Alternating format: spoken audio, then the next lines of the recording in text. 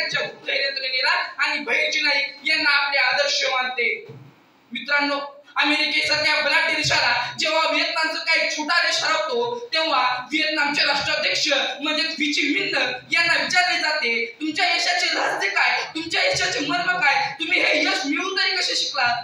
तेव्हा वी ची मिंट म्हणतात, आमच्याकडे एक महामंत्र होता आणि तो महामंत्र म्हणजे छत्रपती शिवाजी महाराज।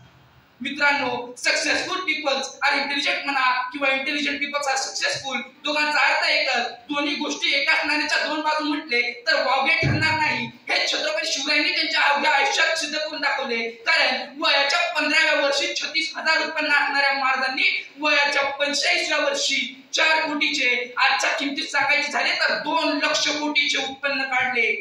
मित्रांनो, स्वतःच्या बुद्धिमत्तेच्या जोरावर महाराज 5 प्रस्तावित शाळांना पालथे घालत स्वराज्य निर्माण करू शकले।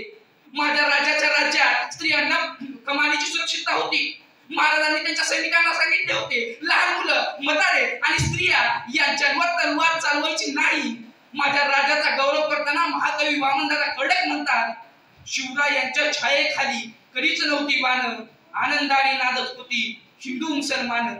काळ्या रात्री तळपत होतं जिच्या रूपाचं ऊन, अशी लेखणी होती एका मुसलमानाची सून। त्या तरुणीला आई म्हणाला राजा तो शिरवान, आनंदाने नांदत होती हिंदू मुसलमान। बांधित होता मस्जिद इथे आणि तिथे मंदिर, बांधित होता मस्जिद इथे आणि तिथे मंदिर, अशा शिवबाच्या चरणी झुकते सदैव माझे शिर, अशा शिवबाच्या चरणी झुकते सदैव माझे शिर।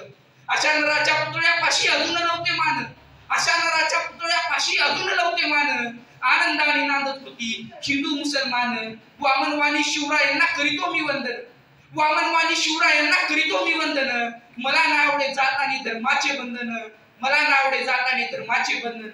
असाच माझा राजा होता माणुसकीची खान, असाच माझा राजा होता माणुसकीची खान, आनंदाने नांदत होती हिंदू मुसलमान, आनंदाने नांदत होती हिंदू मुसलमान।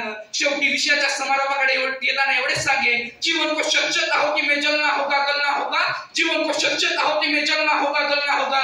अगर इस देश की उन्नति चाहते हो, अगर इस देश की उन्नति चाहते हो तो छत्रपति शिवाजी महाराज के विचार पर चलना होगा, छत्रपति शिवाजी महाराज के विचार पर चलना होगा। जय हिंद।